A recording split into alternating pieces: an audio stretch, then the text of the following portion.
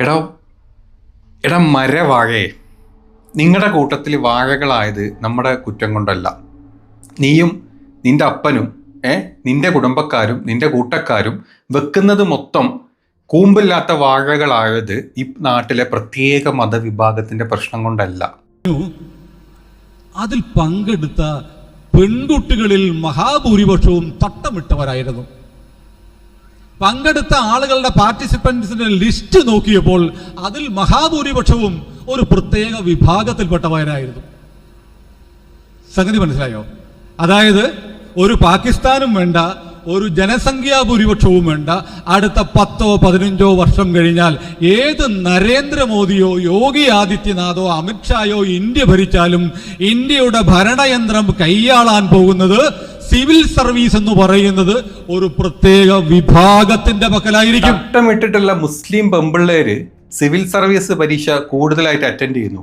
അങ്ങനെ അറ്റൻഡ് ചെയ്ത് കഴിഞ്ഞാൽ ഈ സംഘി മഹാരാജ്യത്ത് അവര് കൂടുതലായിട്ട് വരും. അതോടുകൂടി ഈ രാജ്യം കുട്ടിച്ചോറാവും. ഈ രാജ്യം ഇസ്ലാമിക രാജ്യമാക്കി മാറ്റും. ഈ രാജ്യത്ത് താടീജി കൊണ്ടുവന്നിട്ടുള്ള സകലമായ സംഗീതരങ്ങളും ഇല്ലാണ്ടാവും. ഇതെന്റെ കണ്ടുപിടുത്തല്ല കേട്ടോ. ഒരു പരമനാറി ABC മലയാളം എന്ന് പറഞ്ഞ മൂവിയല്ല, ഒരു യൂട്യൂബ് ചാനലുണ്ട്. അവിടെ വന്ന് ദിവസം വന്ന് കൊണച്ചുകൊണ്ടിരിക്കുന്ന ഒരു ഡാഷ് മോൻ കഴിഞ്ഞ ദിവസമാണോ എപ്പോഴാണോ എനിക്കറിയില്ല, അവൻ്റെ ഒരു പ്രസംഗം ഞാൻ കേൾക്കാനായിട്ടുണ്ടായി. ആ പ്രസംഗത്തിൽ അവൻ പറഞ്ഞിട്ടുള്ള പോയിന്റ്സ് ആണ് കണ്ടതിപ്പോൾ. ഇവിടെ ഞങ്ങളുടെ മൊത്തം കേട്ട് നോക്ക്. കണ്ടു കഴിഞ്ഞാൽ അവൻ്റെ മുഖത്തുനിന്ന് കൈയെടുക്കാൻ തോന്നൂല. ഇപ്പൊ നേരത്തെ ഇവിടെ പറഞ്ഞു അധികാരം പിടിക്കുന്നതിനെ കുറിച്ച് പറഞ്ഞു. ഞാനൊരു കൊച്ചു കഥ പറയാം. കഥയല്ല സംഭവം. 6-7 വർഷങ്ങൾക്ക് മുമ്പ് എറണാകുളത്ത് കല്ലൂരുള്ള AJ ഹാൾ എന്ന് പറയുന്ന ഒരു ഓഡിറ്റോറിയം ഉണ്ട്. എറണാകുളം നഗരത്തിലെ പ്രമുഖമായ ഓഡിറ്റോറിയങ്ങളിലൊന്നാണ്. അവിടെ സിവിൽ സർവീസിന്റെ ഒരു കോച്ചിങ് ക്ലാസ് നടത്തുന്നു. മലയാള മനോരമ ദിനപത്രമാണ് സംഘടിപ്പിച്ചിരിക്കുന്നത്. അത് ഉദ്ഘാടനം ചെയ്യുന്നത് കേരളത്തിലെ പ്രമുഖനായിരുന്ന, ഞാൻ അദ്ദേഹത്തിന്റെ പേര് പറയുന്നില്ല, ഒരു മുതിർന്ന IAS ഓഫീസറാണ്. അദ്ദേഹം എൻ്റെ സുഹൃത്താണ്. അദ്ദേഹത്തിനോട് പറഞ്ഞു, ഞാൻ ആ പരിപാടിക്ക് വരുന്നുണ്ട്, അത് കഴിഞ്ഞ് നമുക്കൊന്ന് കാണണം എന്ന് പറഞ്ഞു. ഈ പരിപാടി തുടങ്ങുമ്പോൾ അദ്ദേഹം ഉദ്ഘാടനം ചെയ്യുന്ന ആ ഫംഗ്ഷന് ഞാൻ പോയിരുന്നു. പരിപാടിയെല്ലാം കഴിഞ്ഞു. അദ്ദേഹം ഇറങ്ങി വന്നിട്ട് പറഞ്ഞു, ഉച്ചയ്ക്ക് നമുക്ക് ഒന്നിച്ച് ഭക്ഷണം കഴിക്കാം എന്ന് പറഞ്ഞു. ഞങ്ങൾ ഭക്ഷണം കഴിക്കാനിരിക്കുകയാണ്. ആ മുതിർന്ന IAS ഓഫീസർ എന്നോട് ചോദിച്ചു, നിങ്ങൾ ആ പ്രോഗ്രാം കണ്ടായിരുന്നോ? അപ്പോൾ ഞാൻ നിഷ്കളങ്കമായി, എനിക്ക് അത്ര ഇന്നത്തെ മനസ്സെനിക്ക് അങ്ങനെയില്ല, ഞാൻ പറഞ്ഞു നിഷ്കളങ്കമായി പറഞ്ഞു, ശ്രദ്ധിച്ചു, നല്ല പരിപാടിയായിരുന്നു. അല്ല, അതിൻ്റെ ഒരു ക്രൗഡിനെ ശ്രദ്ധിച്ചോ? ഞാൻ പറഞ്ഞു ശ്രദ്ധിച്ചു. പെൺകുട്ടികളാണല്ലോ കൂടുതലും. അതല്ല, വേറൊരു കാര്യം ശ്രദ്ധിച്ചോ? ഞാൻ പറഞ്ഞില്ല. അദ്ദേഹം പറഞ്ഞു, അതിൽ പങ്കെടുത്ത പെൺകുട്ടികളിൽ മഹാഭൂരിപക്ഷവും തട്ടമിട്ടവരായിരുന്നു. പങ്കെടുത്ത ആളുകളുടെ പാർട്ടിസിപ്പൻസിന്റെ ലിസ്റ്റ് നോക്കിയപ്പോൾ അതിൽ മഹാഭൂരിപക്ഷവും ഒരു പ്രത്യേക വിഭാഗത്തിൽപ്പെട്ടവരായിരുന്നു. സംഗതി മനസ്സിലായോ? അതായത് ഒരു പാകിസ്ഥാനും വേണ്ട, ഒരു ജനസംഖ്യാ ഭൂരിപക്ഷവും വേണ്ട, അടുത്ത 10-15 വർഷം കഴിഞ്ഞാൽ ഏത് നരേന്ദ്രമോദിയോ യോഗി ആദിത്യനാഥോ അമിത്ഷായോ ഇന്ത്യ ഭരിച്ചാലും ഇന്ത്യയുടെ ഭരണയന്ത്രം കൈയാളാൻ പോകുന്നത്, സിവിൽ സർവീസ് എന്ന് പറയുന്നത് ഒരു പ്രത്യേക വിഭാഗത്തിന്റെ പക്കലായിരിക്കും.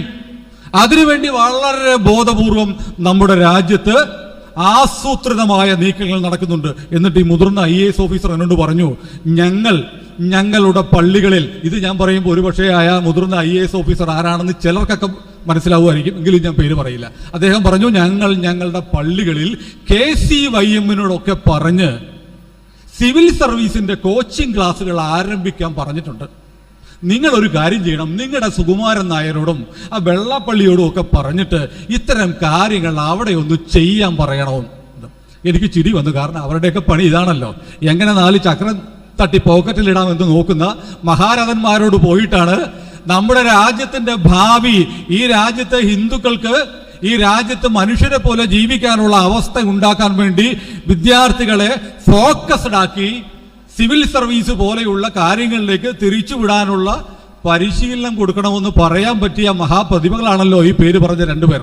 അതുകൊണ്ട് അതിൻ്റെ ഗതിയോർത്ത് ഞാൻ ചിരിച്ചു. ഞാൻ പറഞ്ഞു വരുന്നത്, നമ്മൾ കാണാത്ത തരത്തിൽ നമ്മുടെ രാജ്യത്ത് വലിയ ഒരു ആസൂത്രിത നീക്കം നടക്കുന്നുണ്ട്. എന്റെ തമ്പുരാന്, ആരെങ്കിലും ചിന്തിച്ചിട്ടുണ്ടോ? നമ്മൾ ആരെങ്കിലും ചിന്തിച്ചിട്ടുണ്ടോ? പക്ഷെ ഈ പരമനാറിയും ഈ പറഞ്ഞ IAS IPS ഏത് ഉദ്യോഗസ്ഥനായിക്കോട്ടെ, ഈ ചെറ്റകൾ അത് ചിന്തിച്ചിട്ടുണ്ട്. എടാ എടാ മരവാഴയെ, നിങ്ങളുടെ കൂട്ടത്തിൽ വാഴകളായത് നമ്മുടെ കുറ്റം കൊണ്ടല്ല. നീയും നിന്റെ അപ്പനും നിന്റെ കുടുംബക്കാരും നിന്റെ കൂട്ടക്കാരും വെക്കുന്നത് മൊത്തം കൂമ്പില്ലാത്ത വാഴകളായത് ഈ നാട്ടിലെ പ്രത്യേക മതവിഭാഗത്തിന്റെ പ്രശ്നം കൊണ്ടല്ല.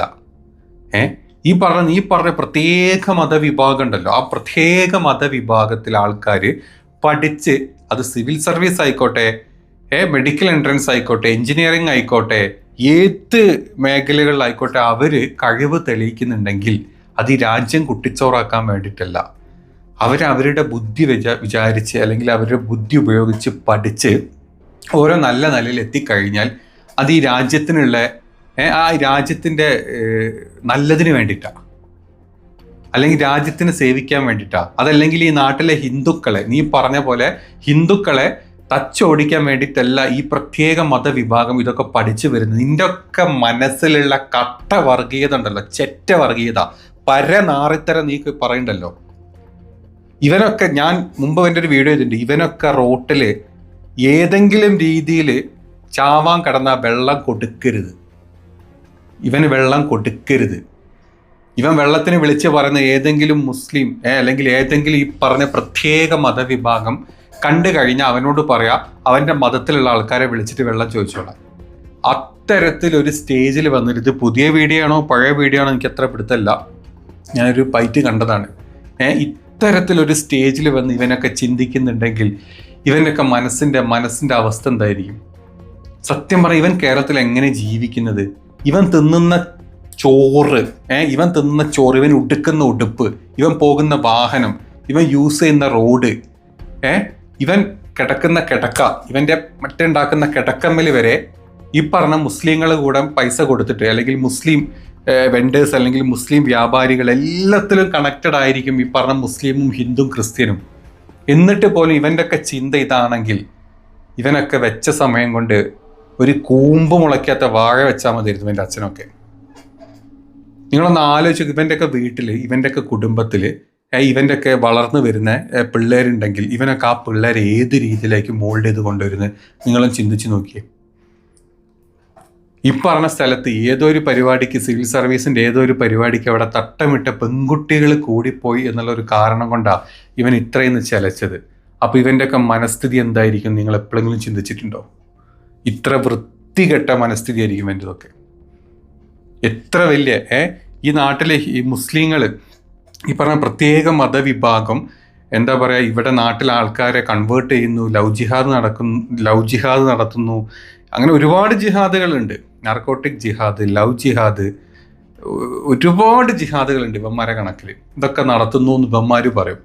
എന്നിട്ട് അതിന് തെളിവും കാര്യങ്ങളൊന്നുമില്ല. പക്ഷെ ഇവനെ പോലത്തെ പരമനാറി ചെറ്റകളി പറഞ്ഞ് നടക്കുന്നത് ഏത് തരം വർഗീയത അതിന് നമ്മൾ പറയേണ്ടത്? ഇതാണോ രാജ്യസ്നേഹം? ഇതാണോ അവൻ്റെയൊക്കെ രാജ്യസ്നേഹം?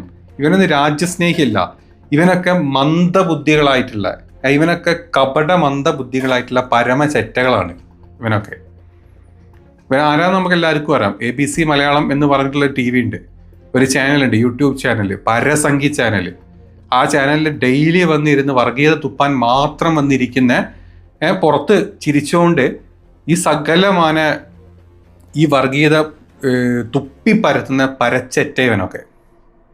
ഇതിൻ്റെ അപ്പുറത്തോട്ട് ഇവൻ എന്താ വിളിക്കേണ്ടതെന്ന് എനിക്കറിയില്ല സത്യമായിട്ട്. ഈ വീഡിയോ കണ്ട് നിങ്ങൾക്ക് എന്താ തോന്നുന്നത്? ഞാൻ ചോദിക്കുന്ന മുസ്ലിങ്ങളോണ്ടും ഹിന്ദുക്കളോണ്ടും ക്രിസ്ത്യാനികളോണ്ടല്ല, സാധാരണ മനുഷ്യരോണ്ട്. ഇവൻ ഈ ചെയ്ത വീഡിയോ അല്ലെങ്കിൽ ഇവൻ ഈ പ്രസംഗിച്ച പ്രസംഗം കേട്ട് കഴിഞ്ഞാൽ ഒരു സാധാരണ മനുഷ്യൻ, ഏത് മതത്തിൽപ്പെട്ടവട്ടെ, അവരെന്താ ചിന്തിക്കുക അവനെ പറ്റി? അത് വേണം. അല്ലാണ്ട് തീവ്ര ഹിന്ദുത്വം, തീവ്ര ഇസ്ലാമിയതും തീവ്ര ക്രൈസ്തവ ചിന്തകളുള്ള ആൾക്കാർ ഇത് കേട്ട് കഴിഞ്ഞാൽ ഒരു പല രീതിയിലോട്ട് അതിനെ മാറ്റുക. പക്ഷേ നോർമലായി ചിന്തിക്കുന്ന ഒരു സാധാരണ മനുഷ്യൻ, ഇവൻ ആ സ്പോട്ടിൽ പോയിട്ട് ഇവൻ്റെ കരണക്കുട്ടി അടിച്ച് 32 പല്ലും പൊളിച്ച് താഴ്ത്തിരുന്നു. അതാ ചെയ്യേണ്ടത്. അറ്റ്ലീസ്റ്റ് ഇവൻ ആ ചിലയ്ക്കുന്ന സമയത്ത് എടാ പോട പട്ടി എന്ന് വിളിച്ച് പറയാനെങ്കിലും അവിടെ ധൈര്യം കാണിക്കുന്ന ഒരാളില്ല. കാരണം അത് എന്തോ ഹിന്ദു മഹാസഭ സമ്മേളനം എന്തോണ്. അപ്പോൾ അവിടെ ഇവൻ പറഞ്ഞത് അതുപോലെ കേട്ട് മനസ്സുകൊണ്ട് വെച്ചിട്ട് ആ വാശിയിലായിരിക്കും ഈ പറഞ്ഞ ആ നാട്ടിലെ ആൾക്കാർ അല്ലെങ്കിൽ ആ പ്രസംഗം കേട്ട ആൾക്കാർ ചിന്തിക്കുന്നത്. എങ്ങനെയുണ്ട്? ഇതാണ് ഇവനെപ്പോലത്തവന്മാരൊക്കെയാണ് നമ്മുടെ നാടിനെ നയിക്കാൻ വേണ്ടിയിട്ട് മുന്നോട്ട് വന്ന് പ്രസംഗിക്കുന്ന പരച്ചെറ്റകൾ, പരമനാറിച്ചെറ്റകൾ.